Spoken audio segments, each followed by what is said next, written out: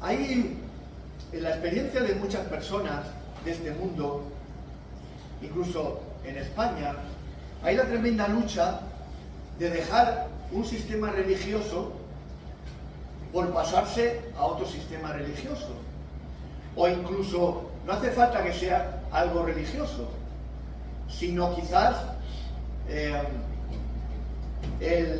si perteneces a una importante familia o a una respetable familia, que tú dejes sus líneas de pensamiento, sus costumbres y sus acciones por hacer otra cosa, pues eso puede traer una violenta rotura a esos viejos o no tan viejos vínculos, trae tiranteces, puede traer tensiones de distanciamiento y las formidables presiones ejercidas sobre los desleales para que vuelvan.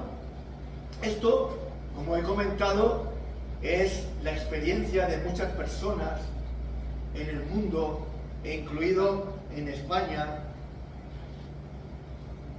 y que le trae sufrimiento. Les puede traer un sufrimiento físico o un sufrimiento espiritual, pero es un paso muy importante que una persona puede dar en la vida.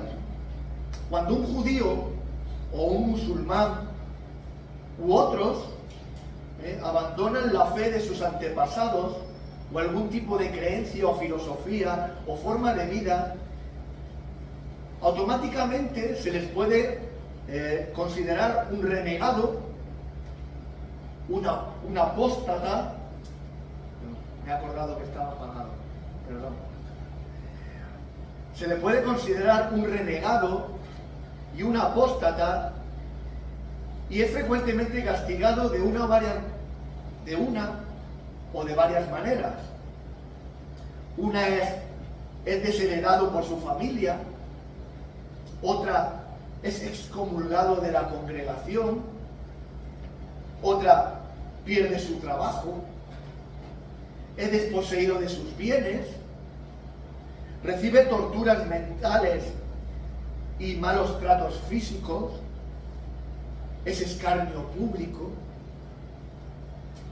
es encarcelado y ya lo más radical es incluso asesinado y muerto por dejar la tradición de sus padres, la religión de su pueblo o algún tipo de vida especial, que como he dicho al principio, no tiene por qué ser necesariamente religioso, sino si viene de algún contexto muy particular y muy especial y sales de él, ¿no?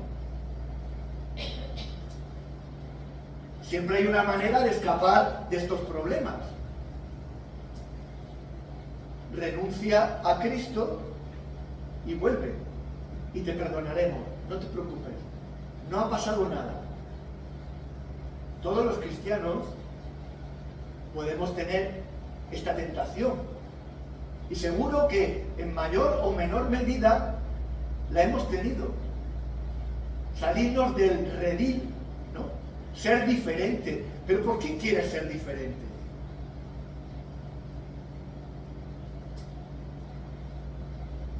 Casi se puede oír a los hombres decir de nosotros, de los cristianos en general, de los evangélicos en particular, ¿pero qué tienen ellos? ¿Pero qué tienen ellos de especial? El sábado, cuando hicimos el 50 aniversario de la iglesia, vinieron representantes de Puertas Abiertas y nos explicaron la situación de los cristianos en el mundo. Y al contrario de lo que se proclama y se predica en el mundo, no hay una islamofobia, ni hay una budismofobia o una filosofobia, etcétera, etcétera. Hay un auténtico cristianofobia. Son miles y miles los cristianos que están sufriendo en el mundo. Puertas Abiertas quizás nos lleva a las zonas más radicales, ¿no? Donde se les quita todo, donde se les encarcela, donde se les mata, pero también en España tenemos esas presiones. Y a veces la presión mental y psicológica puede ser peor que la física. Dicho esto, hay una carta en la Biblia dirigida a cristianos de origen judío que se lo están pensando mejor. Están recibiendo presiones y están diciendo, oye, ¿por qué no volvernos? ¿Por qué no volver al judaísmo?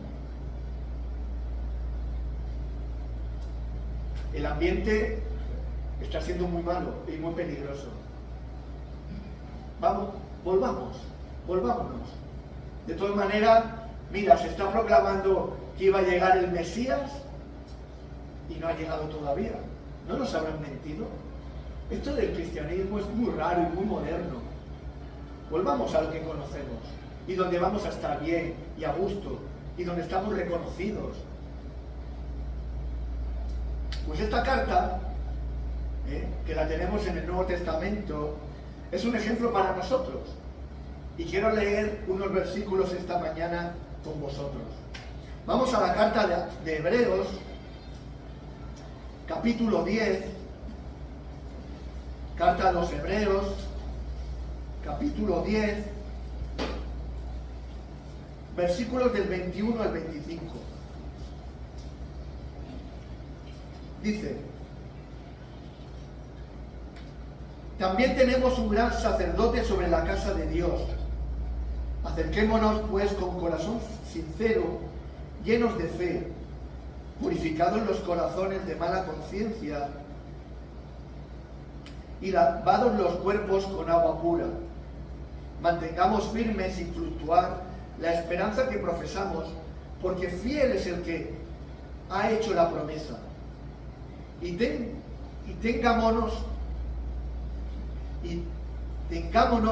en cuenta unos a otros para estimularnos al amor y a las buenas obras. No dejemos de congregarnos como algunos tienen por costumbre. Al contrario, animémonos unos a otros, y tanto más cuando veis que aquel día se acerca. Bien, dice el versículo 21, acerquémonos pues con corazón sincero, llenos de fe. Versículo 21. También tenemos un gran sacerdote sobre la casa de Dios. El profeta habla a los hombres de Dios.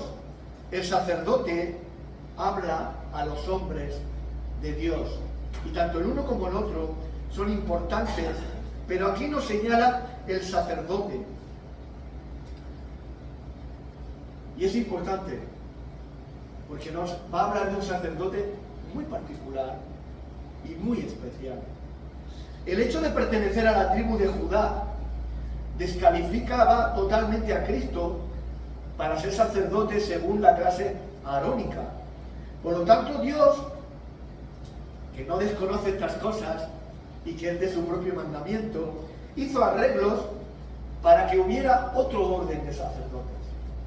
Y un orden muy particular y muy especial. Esta es la orden de Melquisedec. Cristo es un sacerdote de ese orden con respecto a su persona y obra.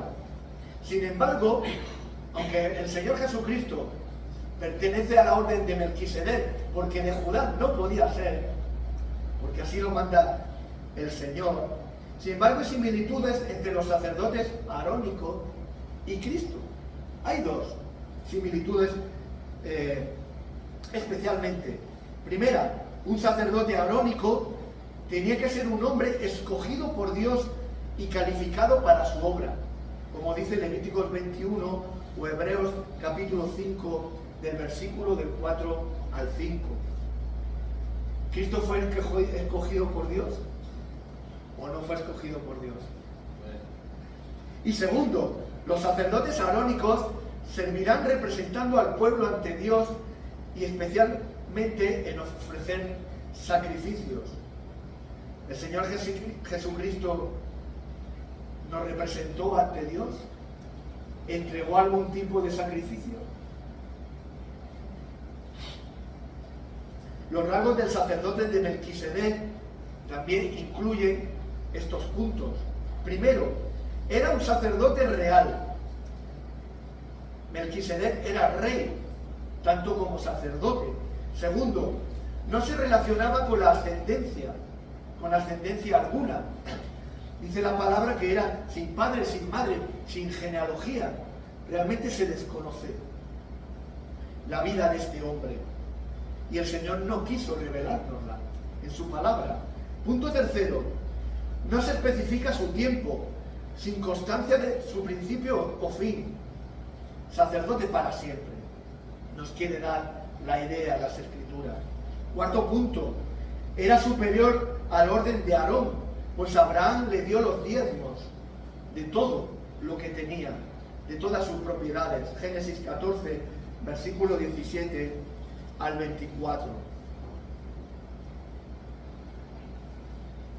Visto esto, las similitudes de Cristo con Melquisedec, ¿de qué manera funciona Cristo como un sacerdote del orden de Melquisedec para nosotros hoy? Cristo gobierna,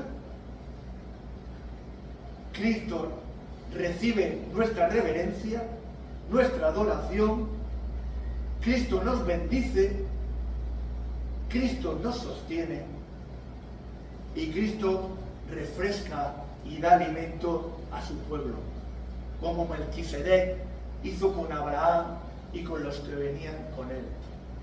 Cristo, sumo sacerdote según la orden de Melquisedec, totalmente superior a la orden de Aarón. Y cuando dice, y después de decir que Cristo es superior, dice de la casa de Dios, sobre la casa de Dios. Y esto es un detalle importante que podemos perder de vista cuando leemos así muchas veces de rápido y corrido. Casa de Dios nos retrae también a Hebreos capítulo 3 versículo 5. Y cabe notar las preposiciones. Dice que Moisés fue fiel en la casa. En Hebreos capítulo 3 versículo 5, como he dicho, dice que Moisés fue fiel, fue un siervo fiel, pero en la casa, el templo tabernáculo, porque no era la casa de Moisés, no era su casa, servía en la casa, lo cual es un gran privilegio y un gran honor, pero no era su casa. Sin embargo, en el versículo 21 dice, pero Cristo fue fiel sobre la casa. Versículo 21, enfatizando la mayor autoridad de Cristo porque es su casa.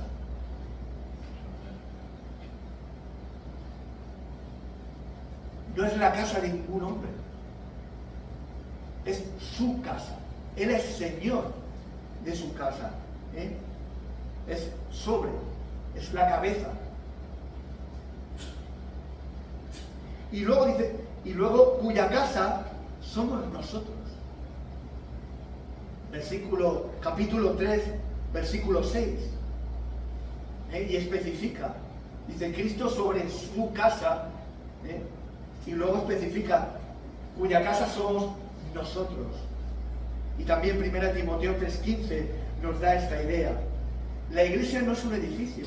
A veces podemos perder esa perspectiva, que la iglesia no es una denominación ni un edificio. Son personas. Y Cristo gobierna sobre su casa, que son personas, que es su pueblo. Cristo está sobre nosotros.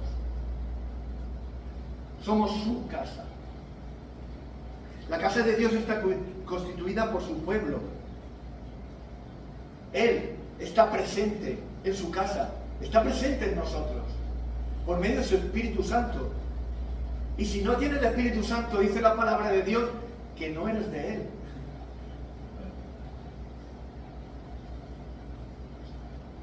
Versículo 22. Mantengamos firme sin fluctuar la esperanza que profesamos, porque fiel es el que ha hecho la promesa. Dice, acerquémonos. Cuando Moisés y Aarón y sus hijos se acercaban al pueblo, tenían que hacerlo con mucho cuidado, con mucha reverencia y con mucho temor. Aquí dice la palabra, acércate, acerquémonos.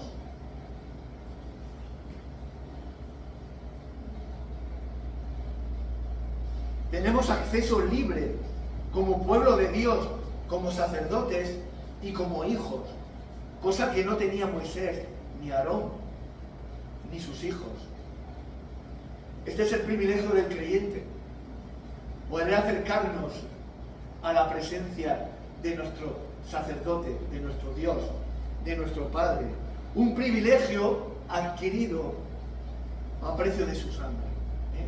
Es decir, no es un privilegio barato, no ha sido un privilegio barato. Pero hay unas condiciones también para acercarse.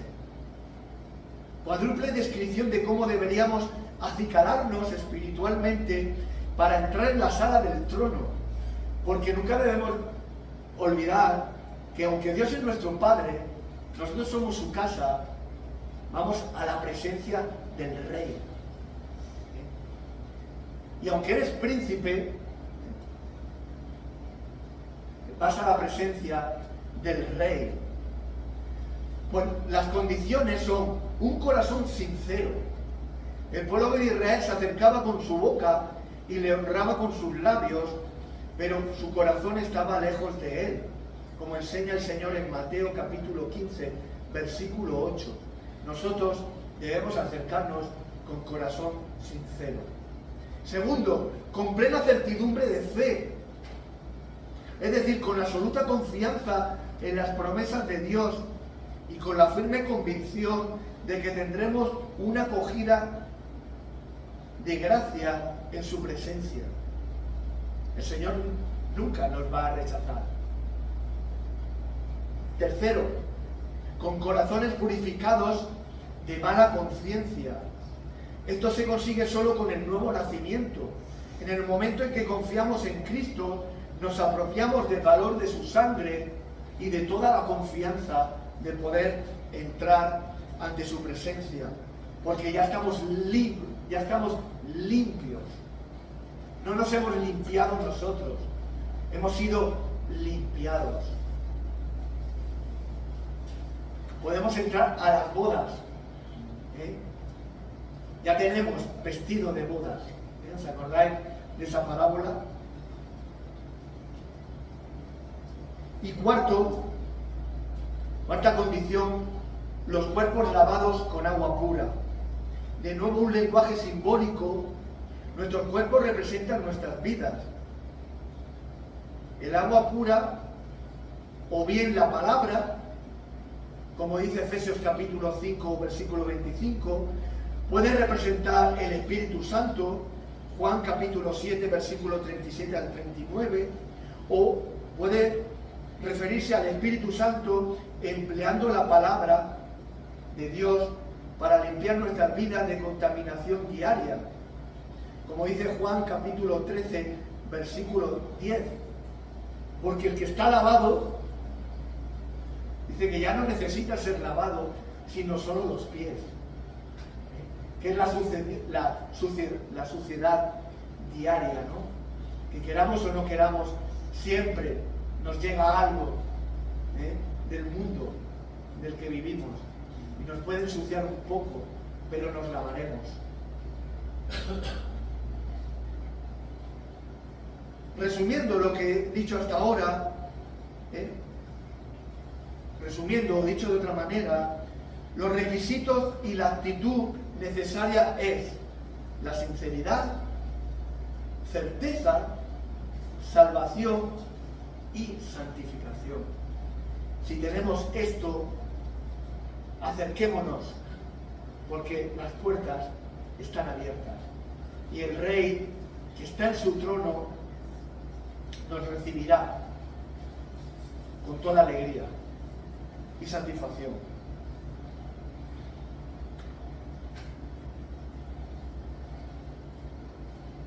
Versículo 23. Mantengamos firme sin fluctuar la esperanza que profesamos, porque fiel es el que ha hecho la promesa. No se debe permitir que nada nos aparte de la firme confesión y o profesión de que nuestra única esperanza está en Cristo. Así se con firmeza en la expresión que representa la perseverancia de los santos. No es algo que se hace para mantener la salvación, sino que más bien es una evidencia de la salvación, como dice el capítulo 3, versículo 6. Sin fluctuar, dice el versículo, sin fluctuar. Aquí la idea es abstenerse de seguir cualquier inclinación que nos haga retroceder a nuestra antigua vida. En el caso de los judíos, volverse al antiguo pacto cuando hay un pacto mejor ahora. Hay en griego es interesante la palabra que usa porque hace alusión a soportar la tortura. A soportar la tortura. Y seguro que muchos hermanos nuestros han tenido esa mala experiencia. ¿La tenemos nosotros? Pues si la tenemos, dice el Señor, soportar la tortura. La persecución a la tortura vendrá de una manera u otra. Dice 2 Timoteo capítulo 3, versículo 12. El que quiere vivir piadosamente recibirá persecución. Tengámoslo claro. La tortura llegará de una manera u otra, pero siempre llegará. Cuando tú dices, no me quiero volver. Pero Dios es fiel. Las tentaciones abundan, pero Dios es fiel para proveer siempre la salida. Dice en 1 Corintios, capítulo 10, versículo 13. Las promesas de Dios son fiables, porque fiel es el que lo ha dicho, dice la palabra. A los que se sienten tentados a abandonar las futuras e invisibles bendiciones de la fe por las cosas presentes y visibles, recordar que fiel es el que lo prometió.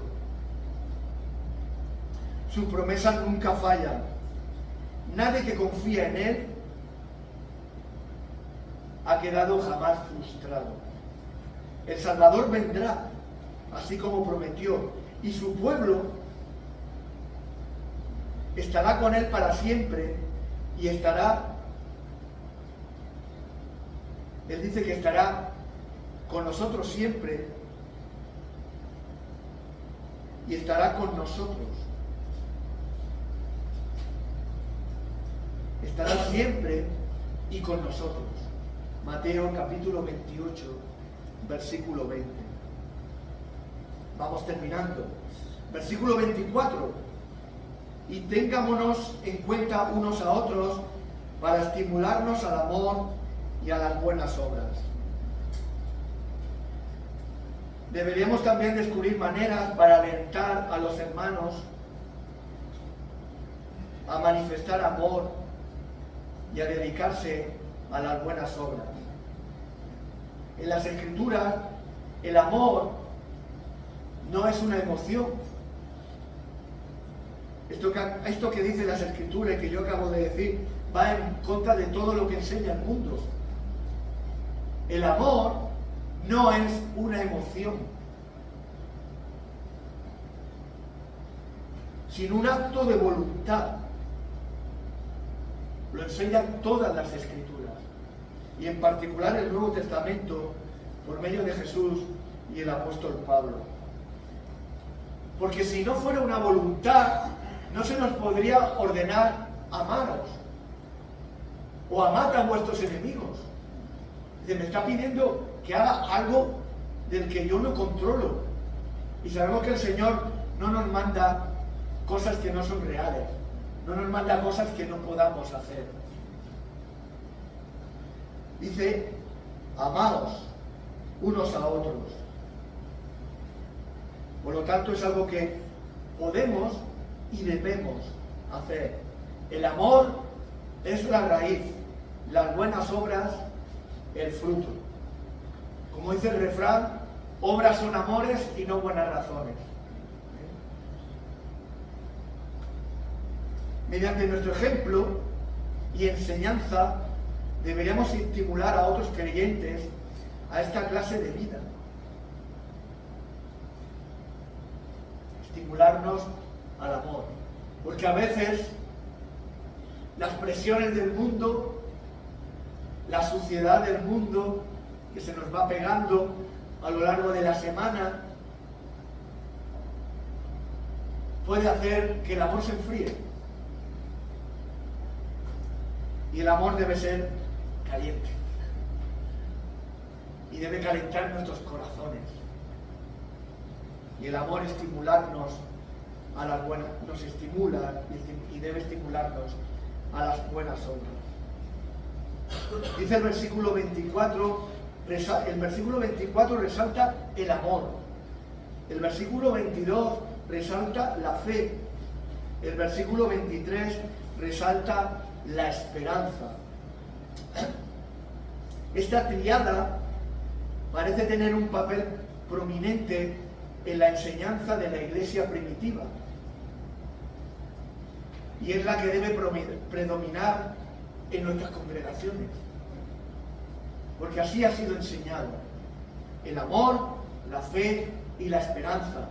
Y también dice un texto, que ahora no recuerdo dónde está, que si esto abunda en vosotros, no os hará estar ociosos. Si esto abunda en nuestras vidas, tendremos una vida plena. Y nuestra iglesia será plena.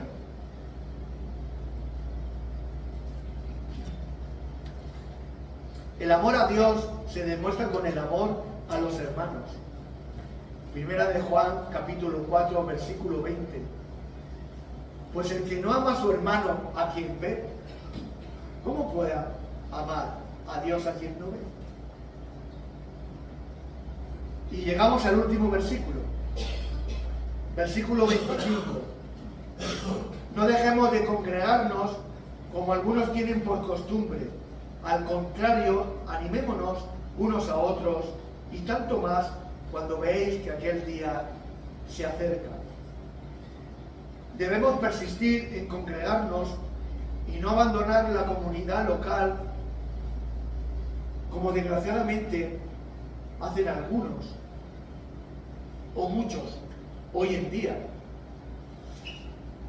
La pandemia a muchos creyentes les vino genial. Tuvieron la excusa perfecta para quedarse en casa y decir, no, si yo ya voy a las reuniones, me pongo el vídeo de no sé qué pastor, de no sé qué iglesia, y estoy en la iglesia. Muchos ya lo hacen así. Dice, ven a la iglesia. Dice, no, si yo ya voy a la iglesia, yo los domingos por la mañana me pongo al predicador tal y veo el culto que hace la iglesia tal y estoy en la iglesia.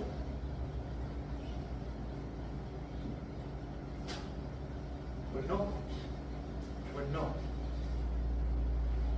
Eso no es estar en la iglesia. Eso no es congregarse. Esto que acabamos de leer en este versículo 25 puede considerarse como una exhortación general para todos los creyentes, para que sean fieles en su asistencia a la iglesia como se ve a lo largo de todo el Nuevo Testamento. Indudablemente encontramos fuerza, consolación y alimento y gozo en el culto y servicio colectivo. ¿Dónde encuentras fuerza, consolación, alimento espiritual, gozo y una comunión si no te congregas?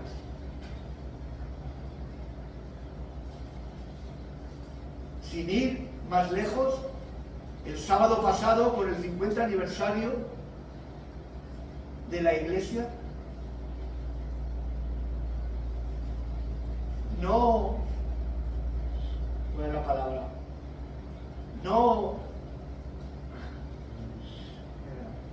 tuvimos la experiencia grata de la comunión, de la congregación, de la relación con los hermanos.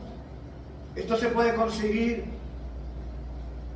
poniendo al mejor predicador del mundo en internet, que es bueno, que seguro que va a ser de mucha bendición, pero eso es lo mismo que la comunión y el calor de tus hermanos.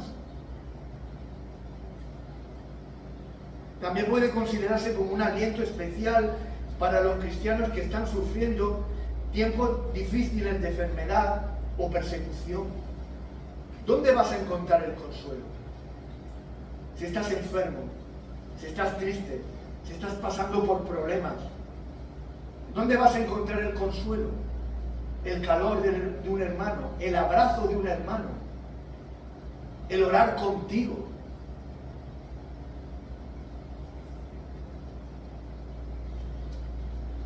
Hay siempre la tentación de aislarse para evitar arrestos, insultos, sufrimiento y actuar como un discípulo secreto. Un discípulo secreto. No sé si es vuestra experiencia. Cuando yo me convertí, iba a la iglesia con mi Biblia bien escondida, que no me la vieran. Que nadie viera que yo iba a la iglesia y que llevaba una Biblia. Pero con el tiempo me di cuenta que qué ridículo. No estoy haciendo nada malo. Todo lo contrario. Estoy haciendo algo muy bueno. Y debo estar orgulloso de eso, de tener mi Biblia y de congregarme con mis hermanos en la iglesia del Señor. Este versículo 25 básicamente es una advertencia contra la apostasía, dar la espalda al cristianismo y volverse a su vida anterior. Porque de normal, alguien que es creyente, que ha sido bautizado, no se levanta un día y dice, ya no voy a ir más a la iglesia. Sino que es un apartar poco a poco. Hoy no voy a la reunión porque estoy cansado. Hoy no voy a la reunión porque con el calor que hace vamos a la playa. Hoy no voy a la reunión porque... Pon tú el porqué. Como Lot. Dice que Lot, cuando se separó de Abraham, ¿qué dice? Vio la huerta de la zona de Sodoma y Gomorra. ¿Y qué hizo? ¿Correr hacia Sodoma y Gomorra? No, se fue acercando poquito a poco. Y cada vez que se acercaba, decía, pues no es tan malo. Y se acercó un poquito más, pues no es tan malo. Y al final entró en Sodoma y participó de las malas obras de los hombres de Sodoma. Dice las Escrituras. Es un apartar poco a poco. Cuidado, hermanos. Cuidado con el dejar de congregarse.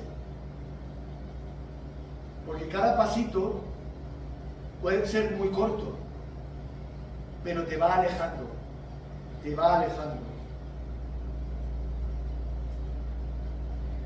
Cristo viene Cuando Él venga, los perseguidos y menospreciados creyentes aparecerán del lado vencedor.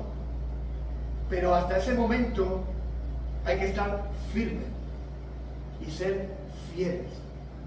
Como dice Filipenses, capítulo 4, versículo 5. Y termina el versículo 25, por cuanto el día se acerca. O dicho de otra manera, como en 1 de Corintios, capítulo 16, versículo 2, Maranata. ¿Sabéis que los primeros cristianos, cuando se separaban, cuando se despedían, cuando terminaban las reuniones, dicen los expertos que se decían Maranata, el Señor viene? O también, como algunos traducen, el Señor va viniendo. Y sabemos que el Señor no retrasa su llegada. Así que animémonos por cuanto el día se acerca. ¿Sabéis dónde estaba el poder del soldado romano o del guerrero griego? El del soldado romano, su poder estaba en la legión, y el del soldado griego en la falange, y era la unidad. Individualmente estaban muy preparados, como nosotros debemos estar preparados, en la oración individual, en la palabra de Dios. Pero lo que nos va a hacer también más fuertes es la unidad, la iglesia, la unión con tus hermanos.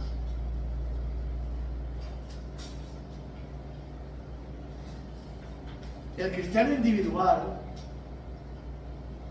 el llanero solitario, no existe en las Escrituras, hermanos. No existe en las Escrituras el llanero solitario, el hermano individual. Cuando el Señor habla a sus discípulos, y cuando Pablo y el resto de apóstoles hablan, siempre hablan a la iglesia. Siempre hablan a la iglesia. Porque es la condición natural del creyente. Es nuestra condición natural, la iglesia.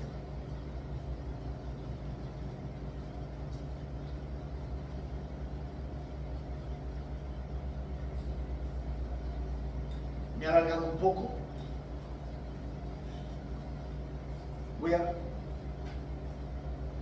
Voy a leerlo un poco rápido. Dice: las buenas nuevas o gratas nuevas o buena noticia, que es lo que significa el Evangelio de Dios, no siempre tuvo el mismo carácter o significado. La buena nueva para Adán y Eva fue que la simiente de la mujer heriría la cabeza de la serpiente. La buena nueva a Noé fue cuando se le anunció que iba a destruir toda carne, que él y su familia serían salvados en un arca y que Dios establecería su pacto con él. La buena nueva con Abraham fue cuando fue llamado afuera por Dios para que le sirviera, que tendría un hijo en su vejez, que poseería la tierra y que en su semiente serían bendecidas todas las familias de la tierra. Para los israelitas esclavizados por Faraón, la buena nueva fue que Dios había descendido para liberarles por mano de Moisés. Pero todo esto fue solo una parte de las buenas nuevas para Israel. No solo iban a ser sacados de Egipto, sino que iban a ser llevados a una tierra buena y ancha, a tierra que fluye leche y miel. Pero aquí muchos fueron los que fallaron. Aunque esta buena nueva, como es llamada en la carta a los hebreos, les fue anunciada, no les aprovechó, porque no estuvo en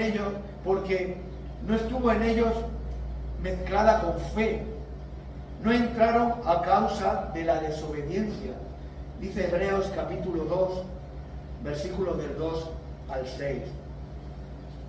La buena nueva del reino o el evangelio, la buena noticia, fue anunciada en el Antiguo Testamento y fue proclamada por el Señor Jesucristo en su venida a la tierra. Mateo capítulo 4, versículo 23. Y volverá a ser proclamada en el futuro. Mateo capítulo 24, versículo 14. Aunque este evangelio fue rechazado mayoritariamente en Israel, el Señor reunió a su alrededor una manada pequeña de discípulos que vinieron a ser el núcleo de la iglesia en Pentecostés. Entonces la proclamación fue acerca del Señor Jesús y del perdón de los pecados por su muerte, el evangelio de la gracia de Dios. A Pablo le fue revelado el evangelio de la gloria, que Dios ha glorificado a Cristo y que su gloria resplandece en el rostro de aquel que ha quitado los pecados de los creyentes. Segunda de Corintios, capítulo 4, versículo 4. Y aquí me paro un momento para finalizar. Recordemos,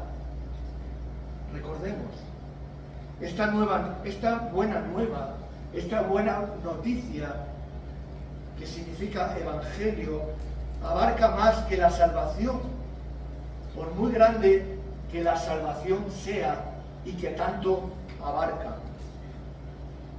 Se nos ha dado el misterio del evangelio, la proclamación de las buenas noticias que separa a los creyentes del primer hombre, el terrenal, asociándonos con Cristo glorificado en los cielos, el hombre celestial.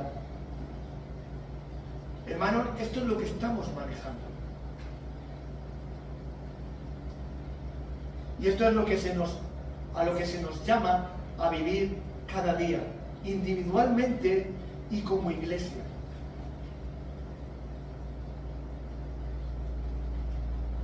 Esto es lo que nos estamos jugando. ¿Te lo tomas como un juego? Todo